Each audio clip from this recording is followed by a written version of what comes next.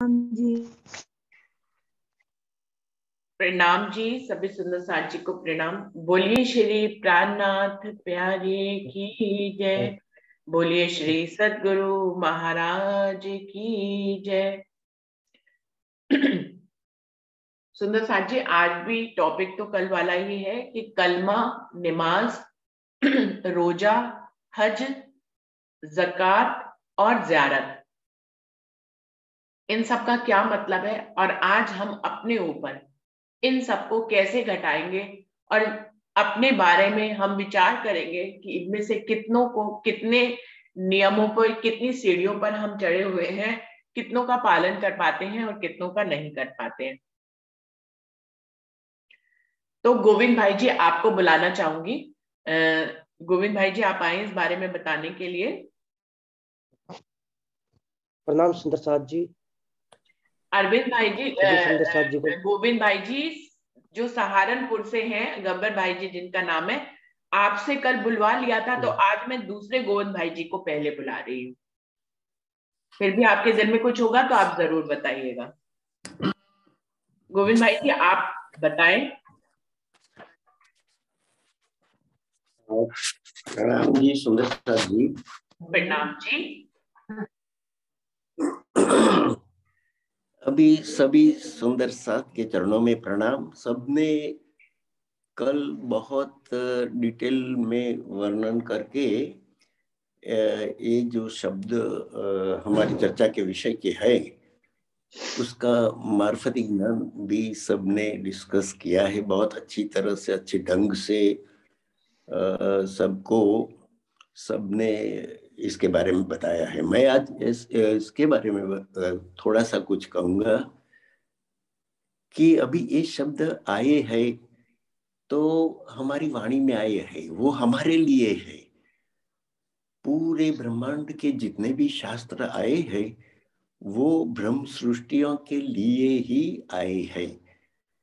तो महामती श्री प्राणनाथ जी ने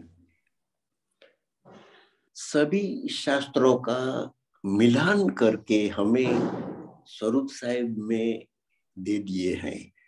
जैसे कि प्रवर्तमान जितने भी शास्त्र थे, अंजील, जंबूर, तौरेत और कुरान, जो ब्रह्म सृष्टि के ही लिए आए हैं, लेकिन पूरी दुनिया को ये शास्त्र मिले तो अपने अपने ढंग से उसमें से पूर्ण ब्रह्म परमात्मा के बारे में सोचने लगे सब और अमल करने लगे।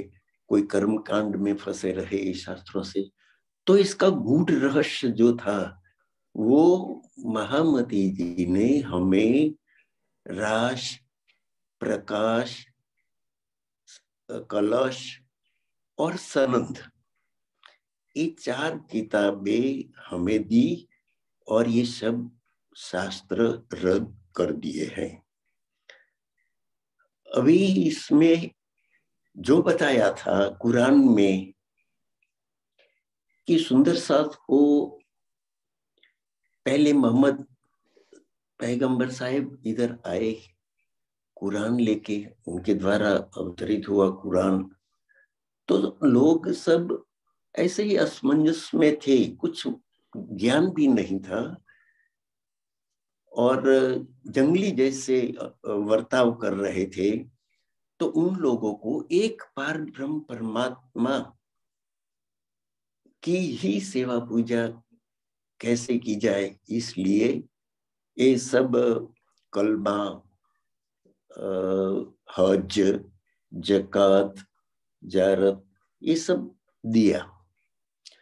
उनका महामती श्री प्राणनाथ जी ने बहुत अच्छे ढंग से हमें बातों का भेद क्या है वो 12 मोमिनों के द्वारा भी और अन्य रूप से हमें अच्छी तरह से समझाया है।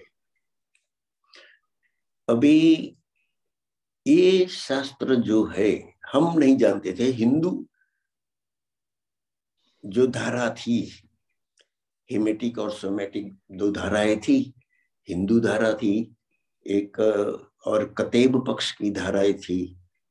तो ये सबको मिटा के एक रस करके पूरे ब्रह्मांड के लोग जो अलग अलग फिरकों में बंटे हुए हैं, वो लोगों को भी जब ये ज्ञान पहुंचे तब लगेगा कि मेरी बात इधर है। हम जानते हैं सब अपने अपने हिंदू लोग जो होंगे वो ऐसे शब्द आएंगे तो भड़केंगे, कुरान वाले जो होंगे मुस्लिम लोग वो हिंदू कृष्ण और ऐसा शब्द देखेंगे तो भड़केंगे। ये सब को समरस करके ये चारे किताबें ऐसी दे दी कि सबको ऐसा लगे कि नहीं, मेरा ज्ञान इसमें है, मेरा ज्ञान इसमें है। और हम सब सुंदर साथ के लिए ये जो समझने की बात जो कोई हिंदू शास्त्र में नहीं होगी वो कुरान पक्ष में आ गई, कुरान पक्ष में नहीं होगी वो हिंदू पक्ष में आ गई। सबको समरस करके पूरी दुनिया के जितने भी मानव जाति है उसको परम धाम का पूर्ण ब्रह्म परमात्मा का ज्ञान देने के लिए ये सारे शब्द आए हुए हैं। और इसका तो विवरण सबने बातूनी अर्थ बहुत अच्छी तरह से किया है, तो मैं इसके बारे में ज्यादा नहीं कहूंगा। मुझे इतना ही एडिशन करना था, वो आपको करके बताया। सुंदर साथ जी प्रणाम, सबके चरणों में प्रणाम। प्रणाम जी। पारस भाई आपको बुलाना चाहूंगी और उसके बाद हरीश भाई जी आप उसके बाद आइएगा। पारस भाई आप आइए, इस बारे में कुछ कहना चाहेंगे?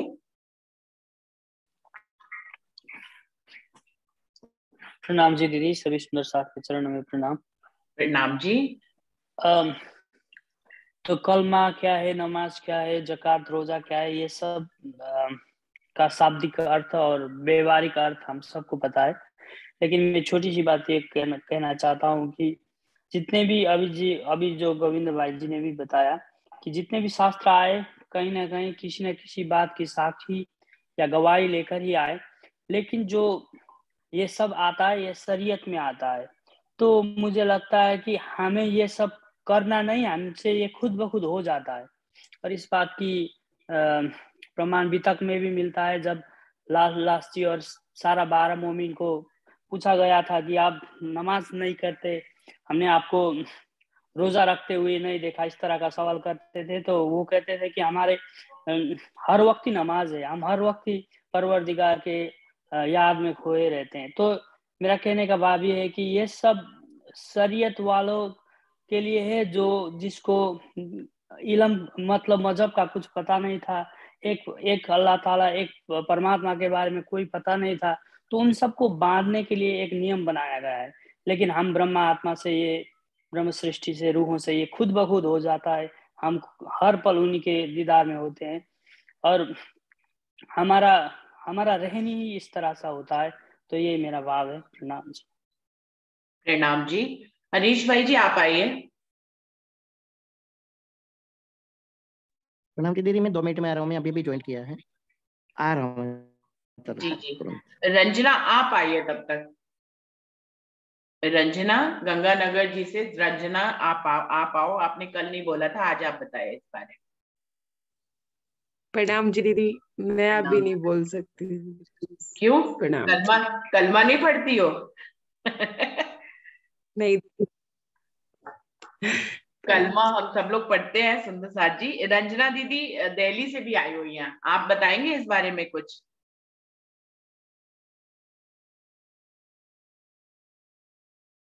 रंजना दीदी। प्रणाम जी सुंदर साथ जी, प्रणाम जी। प्रणाम। आपके चरणों में प्रेम प्रणाम रुचि दीदी। मैं प्रणाम। बोलूंगी नहीं, बस एक प्रणाम जी। प्रणाम प्रणाम जी। जी। प्रणाम जी। चलिए, दीदी ने अपनी सुंदर मोहिनी सूरत का दर्शन कराकर प्रणाम किया है और उसी में कलमा, नमाज, रोजा, हक, ज़कात और ज़ियारत सब कुछ आ गया है ना? हमारी तो नमाज दीदी 8 पहर अष्टपहर 64 घड़ी की है, क्या हाँ बोले जी। उसमें। बिल्कुल, क्यों नहीं। अभी हमारी इतने तो सुंदर हर साथ पल ने की बोला है। नमाज है। हाँ जी, क्या इतने कह रहे सारे हो? सुंदर साथ ने बोला है, बताया है, हमारी है तो हर समय की नमाज है, अदा भी कर रहे हैं, हर समय। लेकिन उसको प्रदर्शित भी हाँ करना रहता है। तो सबने प्रदर्शित किया है, सबका कभी कभी किसी का समय मन से कोई आवाज नहीं आती तो वो नहीं बोलता है, तो कोई बात नहीं दीदी, फिर कभी किसी विषय पे आप बोलिएगा जो आपके दिल को आवाज आए जब बोलने के लिए। सोनी पिया तेरी छब सोनी दिल मेरा, हाय दिल मेरा वेख सुख पावे। पिया की छब सोनी हम सब सुंदर, राज्य महाराज के प्यारे प्यारे सुंदर साथ सब सुंदर सुंदर। ठीक है, प्रणाम जी। प्रणाम जी। तो दीदी हर बात पे एक भजन सुनाती हैं जो सुंदर अपनी आवाज में, उसमें पूरे भाव आ जाते हैं। कांति भाई जी आए हुए हैं। कांति भाई जी, आप कुछ कहना चाहेंगे इस विषय पे? कांति भाई जी, अभी सुंदर साथ जी कोई और सुंदर साथ जिसका नाम रह गया हो और जिसके दिल में भाव हो, जरूरी नहीं है कि मैं किसी का नाम ही बुलाऊं तभी वो सुंदर साथ आएंगे। कोई भी सुंदर साथ जिसके दिल में कोई भी भाव आ रहा हो तो वो जरूर से सामने आकर अपनी बात कह सकते हैं। कोई और सुंदर साथ कुछ कहना चाहेंगे? अमित जी, आप कुछ कहना चाहेंगे? अमित कुमार जी। प्रणाम जी। प्रणाम जी।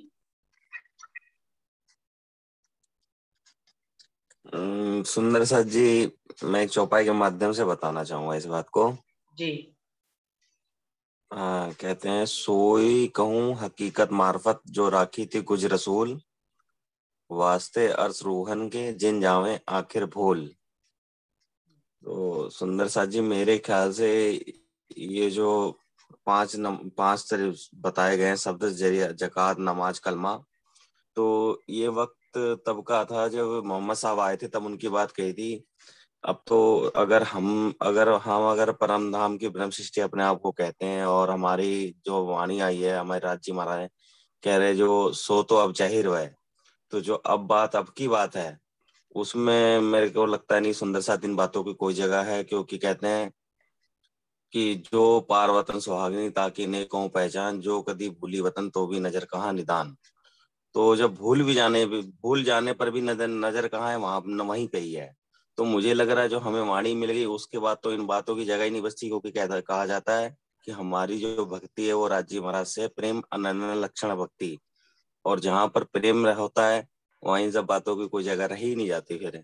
तो हमारे को तो एक अनमोल धरोहर मिली हमारे राज्य महाराज से। तो वो वक्त था तब वो हो गया, मगर इस समय इस बात की जगह नहीं, क्योंकि हमारी भक्ति जो शुरू होती ही प्रेम से ही है, और प्रेम में इन बातों की मुझे नहीं लगता कोई जगह है वैसे। बाकी आप देख लीजिए सुंदर सा जी। प्रणाम जी।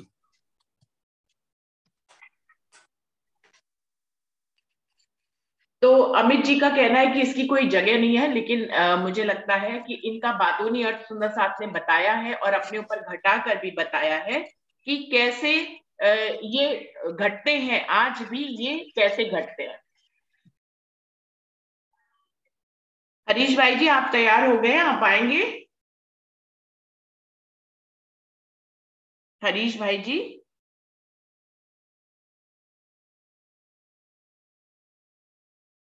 मुझे लगता है हरीश भाई जी अभी तैयार नहीं है। कोई और सुंदर साथ इस विषय पे कुछ कहना चाहेंगे? उनके दिल में कोई भाव आ रहे हैं?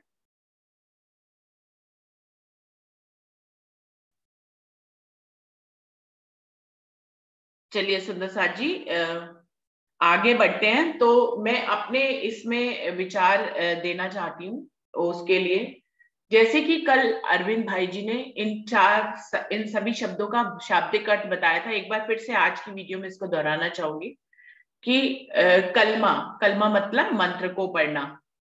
निमाज जैसे कि हमें मालूम है कि मुसलमान जो है पांच टाइम पे अपने सही समय पर नमाज अदा करते हैं, तो इसको नमाज अदा करना कहते हैं। कलमा, नमाज, रोजा, रोजा जो कि वो एक पूरे महीने जो है फास्ट रखते हैं, अर्ली मॉर्निंग खाते हैं और फिर शाम को वो रोजा खोलते हैं। तो कलमा, नमाज, रोजा, हज मतलब जीवन रहते ही एक बार तीर्थ यात्रा करने जरूर जाना है। जो वो मक्का मदीना की यात्रा करते हैं उसको कहते हैं हज। ज़कात जो कि है अपनी जो भी हम कमाई कर रहे हैं उसका 40वां प्रतिशत जो है दान देना चाहिए, इसको कहते हैं ज़कात। तो कलमा, नमाज, रोजा, हज, ज़कात और ज़ियारत। ज़ियारत का मतलब होता है कि खुदा का दीदार में खुद को लगाना चाहिए, खुदा का दीदार जरूर करना चाहिए। तो ये इतने सारे शब्द हैं, ये देखने में मुस्लिम शब्द लगते हैं, पर ये सारे शब्द हमारे ही है, कहीं हमसे अलग नहीं है। अगर सबसे पहले बात करते हैं कलमा की, उसके लिए एक चौपाई बोलना चाहूंगी। मैं कल से इंतजार कर रही थी कि सुंदर साहब इस कलमे के लिए ये वाली चौपाई जरूर बोलेंगे, लेकिन किसी ने नहीं बोली, तो मैं आज बोलना चाहूंगी कि अपनी वाणी में कहा गया है, श्वास श्वास निज नाम जपो, वृथा श्वास ना होए, ना जाने इन श्वास को आवन होए ना होए। तो सांस श्वास श्वास निज नाम जपने की बात कही गई है। ये कलमा ही है कि आपका हर पल हर घड़ी, जैसे कि ब्रज में था कि कृष्ण से प्रेम करती थी गोपियां, तो वो कृष्ण का ही तो कलमा पढ़ रही थी, घर में सारे काम कर रही थी, लेकिन उनका चित्त किस में लगा हुआ था? चित्त तो उनका कृष्ण में लगा रहता था। पानी भरने जाती थी, घर में खाना बनाती थी, बच्चों को संभालती थी, लेकिन कलमा किसका जप रही थी? इसी को ही तो कहते हैं, अगर हम शीरी फरियाद, लैला मजनू की अगर बात करें दुनिया में, तो ये उन्होंने कलमा पढ़ा, अपने आशिक का कलमा पढ़ रहे हैं वो। मतलब उनकी हर सांस में, सांस एक अंदर जाती है और एक सांस बाहर आती है, एक सांस अंदर जाती है, एक सांस बाहर आती है, तो वो किसका नाम ले रहे हैं? वो अपने आशिक का नाम ले रहे हैं, अपने माशूक का नाम ले रहे हैं। लैला मजनू तक ने दुनिया में ये कलमा पढ़ के दिखाया। तो ये जो इस चौपाई में कहा जा रहा है, श्वास श्वास निज नाम जपो, वृथा श्वास ना होए, तो इसमें श्वास श्वास निज नाम जपने की बात किसकी कही जा रही है? निज नाम, किसका निज नाम? मतलब धनी का, जो हमारे आशिक है, जो हमारे माशूक है, या हम आशिक है, वो माशूक है, उन्होंने तो आशिकी निभाई है, हमें भी कलमा धनी का पढ़कर अपनी आशिकी को निभाना है। तो श्वास श्वास धनी का ही नाम लेना है, जैसा कि लैला और मजनू ने करके दिखाया, जैसा शीरी फरियाद ने करके दिखाया, जैसा ब्रज की गोपियों ने कृष्ण के लिए करके दिखाया, बिल्कुल वैसा ही कलमा हमें पढ़ना है। सुंदर साथ जी, मुझे कलमे का आज ये मतलब समझ में आता है, और ये कलमा पूरी तरह से हमारे ऊपर घटित होता है, और इस कलमे पे हमें चलना ही है। अगर इस कलमे पे नहीं चलेंगे तो आगे की सीढ़ियां नहीं चढ़ पाएंगे। हर पल हर धनी, एक प्रकरण और है परिक्रमा में, सूरत इश्क पैदा होने की, उसमें भी यही बात इसी कलमे को पढ़ने के लिए कहा गया है कि खाते पीते उठते बैठते सुपन सोबर जागृत, दम न छोड़े माशूक को जाकी होए असल निस्बत। तो इसमें भी इसी कलमे की बात कही गई है। ये दोनों चौपाइयां जो कही गई हैं वो एक ही बात को कह रही हैं, कहना चाहिए एक ही जैसी चौपाइयां हैं कि श्वास श्वास में नाम जपो, या खाते पीते उठते बैठते सुपन सोबर जागृत, दम न छोड़े माशूक को जाकी होए असल निस्बत। ये दोनों चौपाइयां कलमों के लिए ही है, और इन सब के एग्जाम्पल मैं दे जरूर रही हूँ। मुझे मालूम है आप सबके हृदय जानते ही हैं इस एग्जाम्पल को, तो हमें कैसे कलमा पढ़ना है ये हम सबको पता ही है, कि हर पल हर घड़ी अपने आशी की सांस आए और सांस बाहर आए और सांस अंदर जाए, इसमें जो है आशिक का ही नाम शामिल होना चाहिए, अपने धनी का। तो ये तो हुआ हमारा कलमा। मैं तो सिर्फ इन्हीं शब्दों पे बात करूंगी, और कैसे खुद पे हमें आज घटाना है, कैसे इस सीढ़ी पे चढ़ना है, सिर्फ इस पे बात करूंगी। तो ये है कलमा जो हमें पढ़ना ही है। अब आता है नमाज की बात। ये सब एक दूसरे से जुड़े हुए हैं, कहीं पे भी अलग नहीं है। अगर आप श्वास श्वास कलमा पढ़ ही लेंगे तो नमाज तो खुद ही अदा हो जाएगी, फिर हमें किसी विशेष वक्त की जरूरत नहीं होगी। जैसे कि मोहम्मदन्स करते हैं कि उनका वक्त होता है, दिन में 5 बार वो कलमा पढ़ते हैं, लेकिन बाकी समय वो अपने और काम करते हैं। लेकिन हमारा कलमा कैसा होना चाहिए, जिसका उदाहरण सुंदर साहब ने बहुत बार दिया कि 12 मोमिन जो औरंगजेब को जगाने गए थे, उनसे जब पूछा गया कि आप तो जो है नमाज अदा ही नहीं करते, तो उन्होंने कहा हमारी नमाज तो भंग ही नहीं होती, हम अदा तो तब करें जब हमारी भंग होती हो, हमारी भंग ही नहीं होती, तो हम तो हर पल हर घड़ी अपनी हर सांस ही हमने अपने आशिक को दे रखी है, तो हमारी तो नमाज भी वही है। तो कलमा और नमाज में कोई फर्क ही नहीं है। जो कलमा पढ़ लेगा वो नमाज तो अदा कर ही लेगा, उसको हर पल हर घड़ी किसी इस विशेष समय की जरूरत नहीं है कि वो सुबह उठ के जागे, जूम मीटिंग में आए तो ही उसकी नमाज अदा हो रही है। उसकी नमाज तो सोते में भी अदा हो सकती है, चाहे तो वो कर सकता है। सोते समय भी राज्य को याद कर रहा है, उठते समय भी राज्य को याद कर रहा है, वो काम पे जा रहा है तो भी अपने आशिक को ही दिल में बसाए हुए है। वो कोई भी दुनिया का काम कर रहा है, उसने अपने हृदय में आशिक को बसा रखा है, और हर सांस में अगर आशिक को बसा रखा है, लैला मजनू की तरह, ब्रज की सखियों की तरह, तो उसकी तो 5 बजे की नमाज अपने आप ही अदा हो जाएगी। उसकी नमाज कभी भंग ही नहीं होगी, उसको किसी वक्त की जरूरत नहीं पड़ेगी कि कोई स्पेशल वक्त होगा जबकि वो एक कपड़ा बिछाएंगे और फिर उस पे जो है ऐसे करके नमाज अदा करेंगे। तो हम मोमिनों की नमाज तो 8 पहर 24 घंटों की है, तो हमें तो वही वाली नमाज अदा करनी है। ये अलग बात है कि हम कितनी सीढ़ियों पे चढ़ पा रहे हैं, लेकिन इनका मतलब जो है वो यही घटित हो रहा है। अब हम सब अपने अंदर झांकेंगे कि हम कितना कलमा पढ़ रहे हैं और कितनी नमाज अदा कर रहे हैं। अभी आता है उसके बाद तीसरा शब्द कलमा, नमाज, और उसके बाद है रोजा। रोजा होता है जो कि मुस्लिमों ने रोजे का मतलब ये रखा है कि वो पूरे दिन सुबह उठ के पहले एक भोजन कर लेंगे अच्छा सा, फिर पूरे दिन वो पानी तक नहीं पिएंगे, इवन थूक तक अंदर नहीं लेते हैं। मेरे ऑफिस में तो बहुत सारे मोमडन है, थूक तक अंदर नहीं लेते, तो वो कर रहे हैं रोजा। लेकिन शाम को 6 बजे वो रोजा खोलते हैं, पानी पीते हैं और फिर व्यंजन खाते हैं, अच्छे अच्छे व्यंजन खाते हैं। और जब 1 महीना पूरा हो जाता है तो उसके बाद क्या करते हैं, नए वस्त्र पहनते हैं और बकरे को काट देते हैं। तो क्या फायदा हुआ, पूरे इतने महीने रोजा रखा, कुछ शुद्ध भोजन किया, और उसके बाद आपने क्या किया, एक प्राणी की हत्या कर दी, जिससे कि फिर उसको आपने खाया। तो उसमें कितनी चित्कार, कितनी संवेदनाएं दुख की आएंगी, ये तो हम समझ सकते हैं। जब किसी को तड़पा के मारा जाता है तो कितनी संवेदनाएं होती हैं। तो ऐसा कुछ भी रोजा रखने का, मुझे लगता है कि मैं वीडियो पे ही कहना चाहूंगी, किसी के पास भी ये वीडियो पहुंचे, इसका कोई भी फायदा नहीं है ऐसे रोजे रखने का।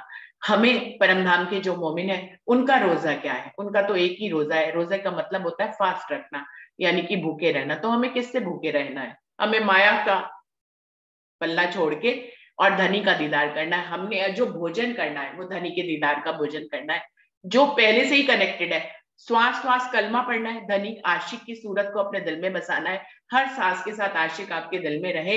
ऐसे ही आपकी नमाज अदा हो जाएगी और ऐसे ही आपका रोजा भी हो जाएगा। बस सिर्फ एक ही बात करनी है, उसी से सारे कनेक्टेड है, वो अपने आप ही घटित हो जाएंगे। तो रोजा भी घटित हो जाएगा। जो हर सांस में आशिक को बचा लेगा उसको, उसका रोजा तो अपने आप ही हो गया ना। जो हर सांस में आशिक उसकी सूरत बसी है, वो आशिक का ही नाम ले रहा है, तो उसका रोजा तो अपने आप हो गया। वो माया के निकट नहीं जा पाएगा, धनी उसको माया से दूरी कर देंगे और वो धनी का दीदार करेगा। तो ये तो हो गया उसका रोजा। अब आता है हज। हज मतलब होता है कि तीर्थ करना। अब रूहों का तीर्थ क्या है, धनी का दीदार ही तो उनका तीर्थ है, और क्या है। तो हमारा तीर्थ क्या है, वो तो कहते हैं जीवन में एक बार आपको मक्का और मदीना जाना है। हम कहते हैं आप हर पल तीर्थ करिए। तो हर पल तीर्थ क्या, जो पहला है कलमा पढ़ोगे तो नमाज भी अदा हो जाएगी, रोजा भी रख जाएगा और आपका तीर्थ भी पूरा हो जाएगा। धनी का दीदार ही हमारा तीर्थ है, धनी के चरणों में चित लगाना ही हमारा तीर्थ है, चितवनी करना ही हमारा तीर्थ है, 25 पक्षों में धनी के साथ लीला में निमग्न रहना ही हमारा तीर्थ है। हम चितवनी करने के लिए भले चाहे अपने महापुरुषों के कहने पे, परम हंसों के कहने पे एक समय निर्धारित करते हैं, सुबह करते हैं, पर अगर चाहे वो समय तो हमें करना ही चाहिए। लेकिन हम अपना तीर्थ हर पल हर घड़ी हर सांस के साथ कर सकते हैं। अपने आशिक की सूरत को अपने हृदय में बसाकर उसका दीदार कर कर हम उसके चरणों में चितवनी लगाकर 25 पक्षों में लीलाओं में रमण करके हमारा ये तीर्थ हो जाएगा संपन्न। और हमें ऐसा ही तीर्थ करना है हर पल, धनी के दीदार में रहना ही हमारा तीर्थ है। तो सीक्वेंस बार बार भूल जाती हूँ, कलमा, नमाज, रोजा, हज। हज तक पहुंच गए कि हमने तीर्थ कर लिया। अब ज़कात, अपनी कमाई का 40वां हिस्सा धनी को समर्पित करना। तो इसको भी बातूनी भाव में सुंदर साथ ने कल बताया था कि हम जो दान पुण्य करते हैं, हम जो कमाते हैं, उसका कुछ हिस्सा हमें दान करना चाहिए। तो ये हमारी होगी ज़कात। मैं इसको दूसरे ढंग से कहना चाहूंगी कि हम अपने 24 घंटों का, वैसे तो हर पल हर घड़ी हर सांस धनी की आशिकी पे रहना चाहिए, लेकिन इतने पे हम उतर कहाँ पाते हैं, हम फेल हो जाते हैं ना। तो कम से कम इतना तो दान रखना चाहिए हमें कि अपने 24 घंटों का 40वां हिस्सा हमें राज्य के दीदार में देना चाहिए।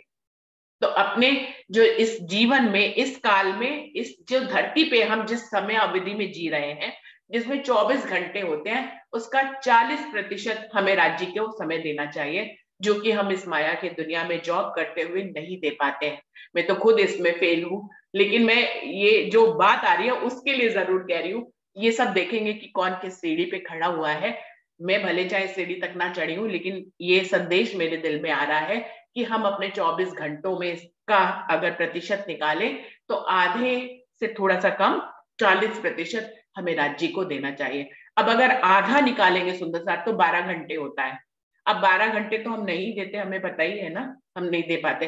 अब 12 मतलब हुआ 50%। अब 50% में से थोड़ा सा कम, यानी कि निकाल ले अगर 8-9 घंटे, आई थिंक 8-9 घंटे धनी के दीदार को और धनी की वाणी से जुड़े रहने पे उनकी चितवनी में देना चाहिए, जिसमें कि हम सब लोग असफल हैं, हम नहीं दे पाते हैं। तो ये हो गया ज़कात। ज़ियारत मतलब धनी का दीदार कर, उसमें ज़ियारत का मतलब है मुसलमानों में कि वो खुदा के दीदार को ज़ियारत कहते हैं, कि खुदा का दीदार जरूर करना चाहिए। तो बिल्कुल वैसे ही हमारे यहाँ भी चौपाई है कि वो चौपाई मुझे पूरी तरह से याद नहीं, अगर किसी को याद हो तो वो जरूर बोले कि निर्फल माशूक सेज ना आया तो निर्फल गई जो रात, कि जब तक धनी आपके साथ प्रेम में, आप धनी के प्रेम में और धनी आपके प्रेम में जब तक एक का कार नहीं हुए, तब तक आपका इस दुनिया में आना बेकार है। क्योंकि धनी ने खेल किस लिए दिखाया था कि हमें उनकी बुजुर्गी का, साहिबी का पता लगे और फिर हम जो है उनके साथ प्रेम में आए, हम इश्क उनके साथ करें। धनी तो अपना इश्क निभा रहे हैं, हम अपनी तरफ से उनका इश्क निभाएं। तो ये हो गया धनी का दीदार करना, जो कि हम हर तरह से कर सकते हैं, हर सांस में कर सकते हैं। मुझे इन बातों का ये मतलब समझ में आता है और इनको ऐसे ही अपने ऊपर घटाने का मतलब समझ में आता है। तो सुंदर साथ जी सबने बहुत सुंदर बताया था अपने अपने ढंग से, और मैंने इसको इस ढंग से घटाकर बताया है। अभी और सुंदर साथ, समय तो अभी काफी है, कोई और सुंदर साथ कुछ बताना चाहेंगे? दीदी एक सेकंड मेरे मन में आ रही, खान पीना दीदार, रूहों का तो राज्य को देखना और राज्य के दिल में रहना, यही रूहों का, हाँ मैं रूहों की अंदर की बात यही है रूह की। और लोकां दा है सजदा मसीत मुनारे नू, मसीत मुनारे नू, साडा सजदा है माशूक प्यारे नू, माशूक प्यारे नू। लोग जाते हैं मंदिरों में, मस्जिदों में, और रूहों का तो हर पल दीदार अपने दिल में ही है। राज्य महाराज उनके दिल को अर्श करके बैठे हुए हैं। तो धनी और क्या चाहिए रूह को, तो यही है उसका, तो हम उसके दिल की चाहना यही है, यही है। आपकी बातों से तो यही स्पष्ट हो रहा है कि जब धनी दिल में आके बैठ गए तो उनको और क्या चाहिए। बिल्कुल, हाथ काम वल्ले ते दिल यार वल्ले, दिल ही तो रखना अपने राज्य वाले। ये मैसेज कल आया था व्हाट्सएप पे कि हाथ काम बल्ले ते दिल दिल यार, दिल यार वल्ले। तो यही बिल्कुल तो होगी 64 घड़ी, 64 घड़ी का यही तो हमारी हो गई। बिल्कुल बिल्कुल। सुनीता ब्रिज जी की भी आए हुए गोपियों हैं। ने यही तो किया था, हाँ जी, हाँ ब्रिज जी। की गोपियों ने यही तो किया था, है ना। हाथ बिल्कुल काम बिल्कुल वाले तो दिल यार वाले बिल्कुल। तो पहली लेकिन मैं एक सीढ़ी चीज और, आपने अभी भी वीनू यही आपने घटी तो बहुत है, अच्छा हर टाइम बताया, यही लेकिन राज्य एक में चीज मैं लगता है। और ऐड करना चाहूंगी इसमें, हाँ जी, कि जो आपने जकात का बताया ना कि दान हाँ देना, वो 40% आपने बताया कि वो है, वो तो है ही, वो तो धनी को देना ही है। लेकिन सबसे बड़ी जो है ना जकात ये है कि जो रूह अगर जाग गई है और उसको, उसके पास जो भी धन है, आध्यात्मिक धन, लौकिक नहीं, जो भी आध्यात्मिक खजाना है वो दूसरों में भी वितरण करे, तो वो सबसे बड़ा दान होगा। बिल्कुल बिल्कुल, ये तो बात भी सुखदेव, अब घटित होगी। प्रणाम वही जी, है प्रणाम जी। सुखदेव, तो मैं अंगना नार। एक भाव आता है कि यही इस जो सुनने पर यही कि फेर फेर स्वरूप को नहीं रखिए, रूह को लागी रख, बस यही भाव ये। और कलमा से लेके हमारी उसकी उच्चतम पराकाष्ठा यही है कि हम प्रेम में रहने लग जाए। तो इन 5 शब्दों का मुझे तो ये सार समझ आता है आपके आंसर से। हाँ जी। बिल्कुल बिल्कुल दीदी, आपने बिल्कुल अच्छे से बताया, यही मतलब ही है। और कोई सुंदर साथ कुछ कहना चाहेंगे? और वो जो निहारात चौपाई निमक ना दूसरी होही। ऐसी थी, वो जो चौपाई, माशूक सेज न आया, कया सुनी न कई बात, सुख न लिए सेज के तय निर्फल गई दो रात। अभी भी शब्दों का थोड़ा सा है इधर उधर, हम्म। वैसे यही है। मीना दीदी आपने माइक खोला, आप कुछ कहना चाह रहे हैं क्या? प्रणाम जी दीदी। प्रणाम जी। दीदी आपने जो समझाया था ना बड़ा कयामतनामा में 19 प्रकरण में जो दूसरे नंबर की चौपाई में जो 3 दिन कहे बुजुर्ग पीछे जहाँ ईद, वो वाला आप फिर से समझाओ ना, उसमें सब भाव आ जाता है ना। ऐसे तो मुझे याद नहीं आ रहा, आप कौन सा वाला कह रहे हैं? मैं बोलूं? हाँ मुझे आप आता बताओ नहीं, ना, फिर आप समझा आपको दो। याद है आप बताओ बिल्कुल। उसमें आपने समझाया था कि 3 दिन कहे बुजुर्ग पीछे जो हाँ ईद, उसमें आपने समझाया था ना कि जो हमारे 3 हादी है उन्होंने किस तरह से कसनी किया और हमारे लिए तारतम ज्ञान लाए, और कसनी करके फिर तीनों स्वरूप एक होके जो प्राणनाथ जी में मिल गए और फिर तारतम ज्ञान का प्रकाश हो गया। और पीछे उसे ही ईद बोलते हैं हम बातुनी में। और फिर वही कि हमें कुर्बानी देनी है, अपने अहंकार को त्याग करना है, माया से दूर रहना है और तन मन धन से राज्य में लग जाना है। ऐसा आपने बहुत अच्छे से समझाया है। तो वो वाला वीडियो ढूंढ के फिर डाल प्रणाम जी देंगे, अभी आपसे। तो मुझे याद नहीं आ रहा कब किस समय क्या बोल जाते, कुछ याद नहीं रहता। मैं डाल दूंगी। हाँ जी, आप निकाल के डाल दीजिएगा। प्रणाम जी दीदी। प्रणाम जी, प्रणाम जी। प्रणाम जी। प्रणाम जी। हरीश भाई जी को तो बहुत बार बुलाए, वो आए नहीं। कोई और सुंदर साथ कुछ कहना चाहेंगे इस बारे में, इस विषय पे?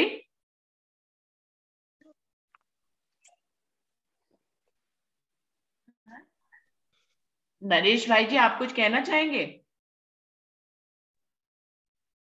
प्रणाम जी। प्रणाम जी। अभी ये जो कलमा कलमा की बात हो रही है, तो कलमा जो है वो कलमा को तातम बोलते हैं कि ये तातम है, वो तातम ही कलमा है।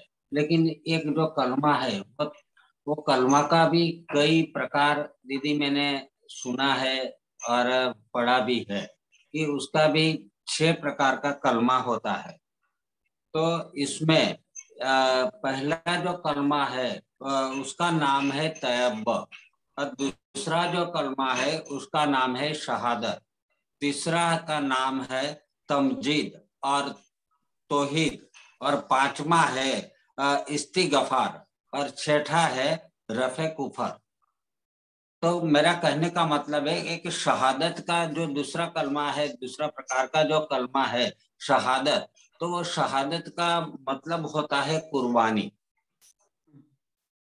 तो ये तारतम का ज्ञान लेके हम राज्य के प्रत्येक कितनी कितनी कुर्बानी करते हैं। तो ये कुर्बानी में एक राज्य महाराज के बानी में एक चौपाई भी है कि साथ जी शोभा देखिए करे कुर्बानी आतम। ये आतम की कुर्बानी की बात हो रही है, क्योंकि जब हम मंथन करते हैं, हम जब तारतम का ज्ञान लेते हैं, तभी जो कुर्बानी होती है वो कुर्बानी आत्म की ही होती है। आत्म की कुर्बानी से ही हम अपने धनी को दीदार कर सकते हैं। तो ये साथ जी शोभा देखिए करे कुर्बानी आत्म, वार डारो नख सीख लो ऊपर धाम धनी खसम। अपने धनी के ऊपर ये पूरा ये कलमा के माध्यम से, तातम के माध्यम से हमारी आत्म जागृत होगी, और हमारी आत्म तब जागृत होगी कि हम कुर्बान करेंगे। हम अपने धनी के चरणों में हम अपने आप को कुर्बानी कर देंगे, तभी हम अपनी आत्म जागृत करेंगे। ऐसा मेरा भाव है कि वैसे तो हमको जागृत होने का मतलब है कि हमको ये खेल से नजर हटा के बस हमको परम धाम में अपने मूल तन में हम जागृत हो जाएंगे। हम हमारे ध्यान से हम वहां आ जाएंगे। तो हम ये खेल के बाद हम वापिस परम धाम में मूल तन में जागृत होंगे, और हमारी लीला राज्य महाराज की जो लीला है वो चलती रहेगी। ऐसा मेरा भाव है दीदी। प्रणाम जी। प्रणाम जी। आपने इसी जो के इतने सारे कलमे बताए उसमें सबका अर्थ बताइए, हम हमें तो हमने तो नाम भी नहीं सुने, आप नाम बता रहे, तो आपने सिर्फ एक ही का बताया, इतने सारे तो है। हाँ दीदी, वो गब्बर सिंह भाई है।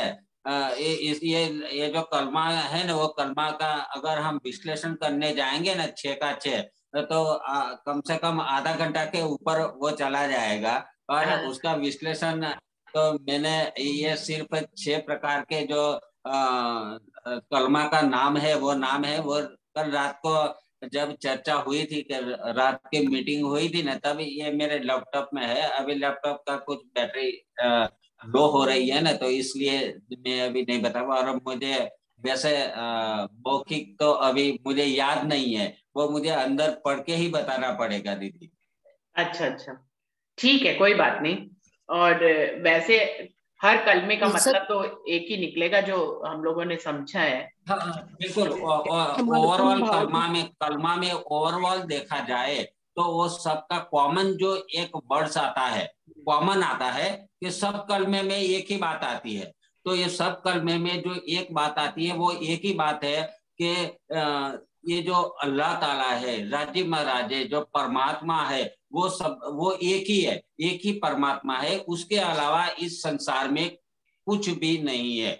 बस ओवरऑल का जो हम देखा जाए, हम कुर्बानी करें, हम जो भी कुछ करें, शहादत करें, हम इस्तिग़फ़ार करें, तमजीद करें, तौहीद करें, हम किसी का कुछ भी कर लेते हैं। कहने का मतलब है कि ये सारे जो कलमा का एक ही अर्थ निकलता है। मेरा भाव तो ऐसा आता है कि इस संसार में राज्य के अलावा, राज्य की शक्ति के अलावा कुछ भी इस संसार में किसी का कुछ बल चलता ही नहीं है। ऐसा भाव ये कलमा का है। 6 कलमे का ये कॉमन वर्ड्स है, कॉमन शब्द एक ही है दीदी। तो ये सभी कॉमन में ये एक ही चीज आ जाती है कि राज्य महाराज ही सब कुछ हमारा राज्य महाराज ही है, उसके अलावा इस संसार में हमारा कुछ भी है ही नहीं। और जो भी देता है वो राज्य महाराज के हुक्म से ही होता है, राज्य महाराज ही देता है।